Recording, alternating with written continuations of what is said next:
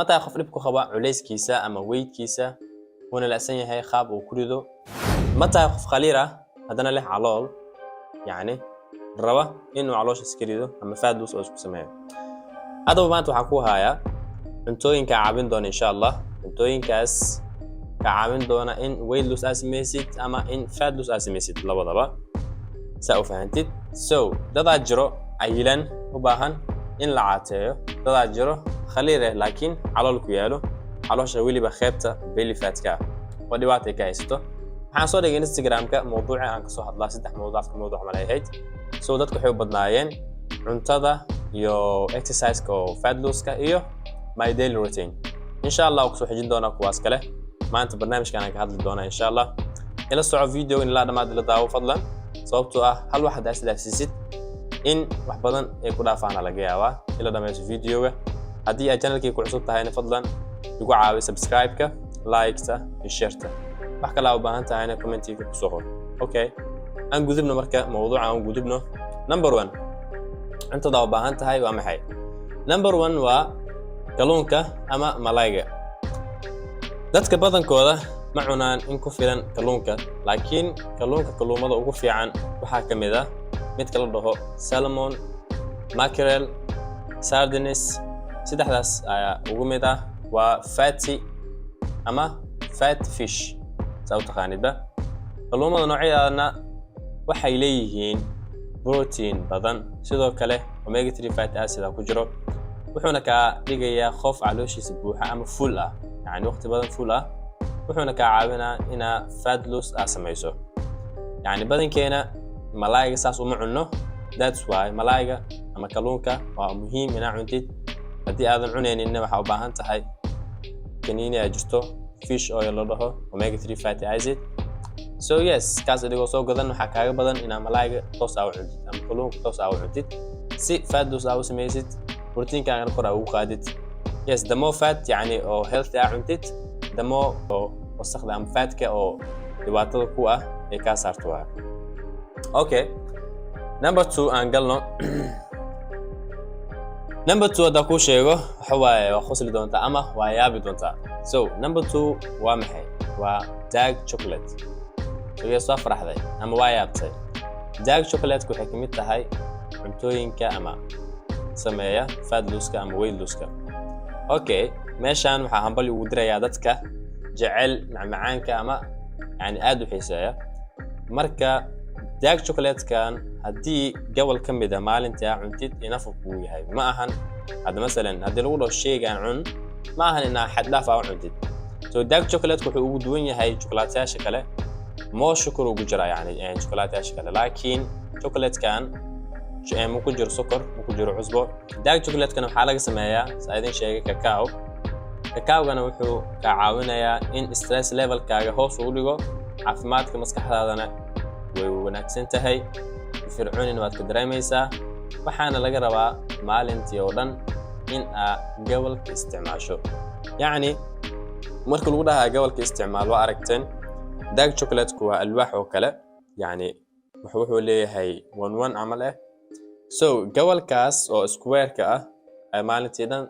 laga rabaa inaad isticmaashid ma ahan bacda dhan dhamee ma lagu dheen yes maadaama aad jeceshahay macmacaanka snacks-kaaga waxaa ka dhigan kartaa gobolkaas yariis oo dark chocolate-ka ma ahan dark maxaa la chocolatada kale ee dadka cunaan sokorta ka badan iyo caanaha ku jiro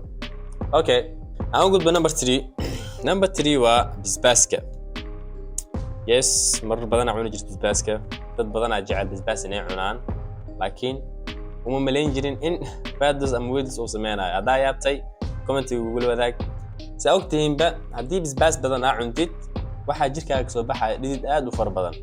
dhididkaas aad u far badan maxaa ka keenay kuleelkaas aad cunaysay basbaaskaas aad cunaysay fat burning waa sameynay oo more calories aad gubay basbaaskana faa'iidooyinkeeda waxaa kamid ah waxay u wanaagsan tahay cudurrada sokorta ama sonkorowga wadna xanuunka antibacterial waaye yani bacteria ka hortagtaa sidoo kale weight loss-ka uu nugushahay yani weight loss inaad samaysid wuxuuna kor u qaadaa immune system-ka cilmibaaris la sameeyay waxaa la sheegay dadka cuna basbaaska ugu yaraan in maalintii ay guwayso basbaaska dadka cuna basbaaska dadka badanaa cuna in maalintii at least ay guwaan 50 calories.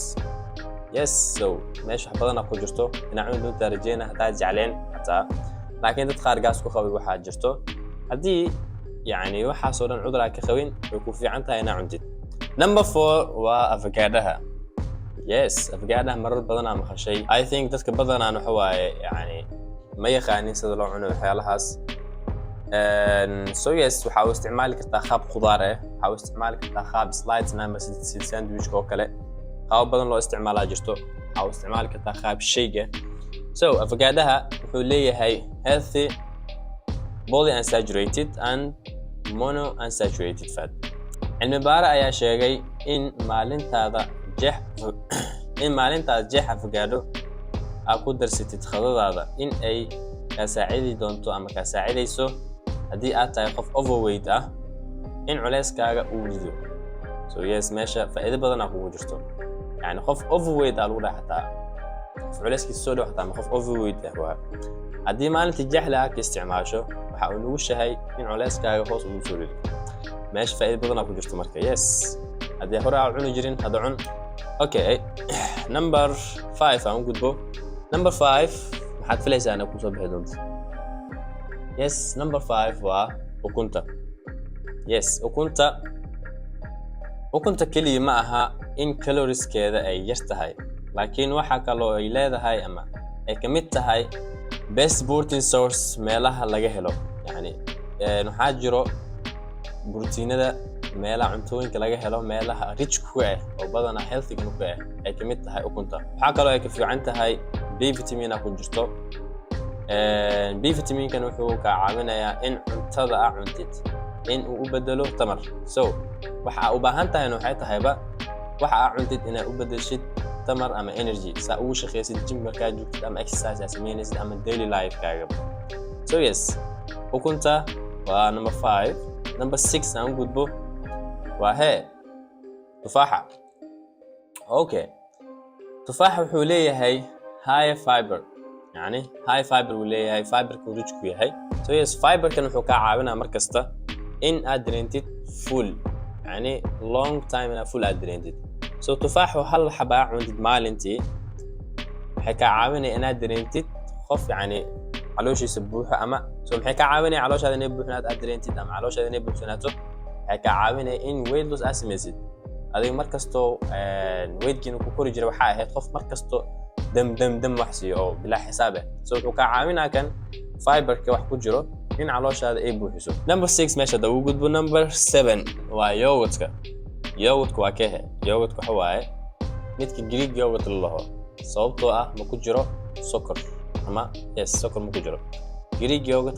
يوغتك عادي رسمي يا جرتو أو يعني سكر كجرو كبوحو أو كعمل حتى يعني معان أدري ميسد لكن جريك يوغت واقدنا نعمل واي. so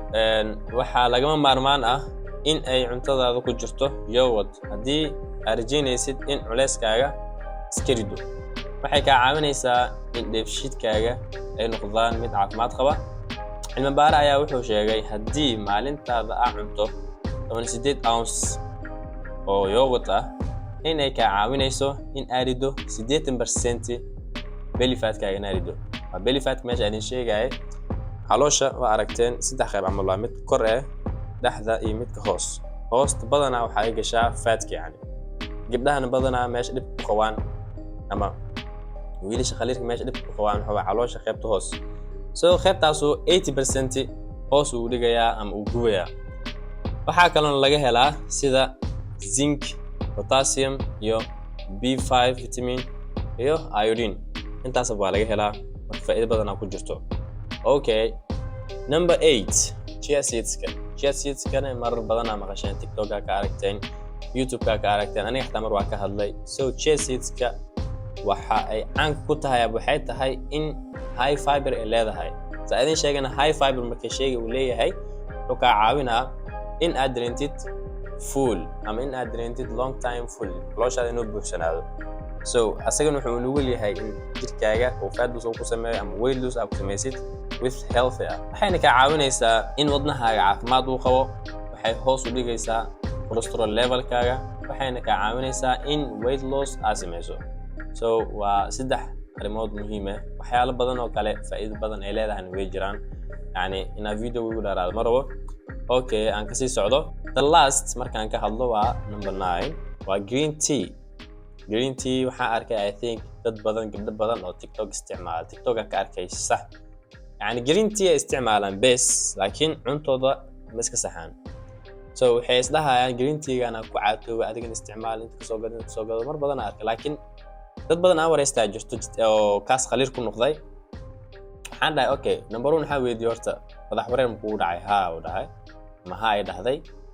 number 2 waxaa weydiiyey dhiig yar ma kugu dhacday haa hurdo la'aan ma kugu dhacday haa tamar dari ma kugu dhacday haa intaasoo dhan aa kugu dhacayso sababtoo ah cuntadaada ma sixin just waxaa ku akaatay inaa green tea aa isticmaashid so cuntadaada inaa saxid waa muhiim waxa la dhahay daawadana ku caatoobay waxa la dhahay proteinkana ku caatoobay ma jirto you have to na cuntada aa saxid marka muhiim waaye okay green tea marka daan ka hadlo miradan si ay u gubto faatka waxa la isticmaali jiray kumanaan sano ka hor waxa ka saacidayeen in aad gubto ama aad gubto faatkaagana waxa ku jiro maadada caffeine-kana waxaana la sheegay maadada caffeine in ay ka caawinayso in aad si fiican u shaqeyso marka exercise sameynaysid iyo in si fudud ay ku gubto faatka ama dufanta so yes maadada caffeine-ka marar badan waa la sheegaa shaahina waa laga helaa coffee-gana waa laga helaa coffee-gana waxa ku jirta ogtihiin caffeine marka coffee-gana wuxuu ka caawinaa inaad fat loss samaysid ama weight loss samaysid waxaana fiican inaad isticmaashid before workout hadaa isticmaashid waxay ka caawinay in focus aad noqoto qof focus ah oo birta qaada oo energy haya oo hurdada ka kacdid so yes haddii pre-workout na soo gadid awoodin pre-workout yani dadku waxay u xamaanaa waxay tahay caffeine ku jiro zaatin caffeine asagoo caadi natural ah isticmaali kartaa kafeega ka heli kartaa 1 cup of coffee hadaa isticmaashid more energy ka heli kartaa focus aan noqonay qof focus ah endurance-gaagana aad ugu fiicnaana so video-ga halaana ugu soo talgalay cuntooyinkaas aan kugu soo sheegay haddii aad ka faa'iiday insha Allah waxaan rajeynayaa haddii aad cuni jirin xataa haddii cuntid diet-ka ku jirtid si aad u dareentid caafimaad ama weight loss aad u samaysid ama fat loss aad u samaysid marka insha Allah video-ga halaas ugu soo talgalay so yes hada wassalamu alaykum wa rahmatullahi wa barakatuh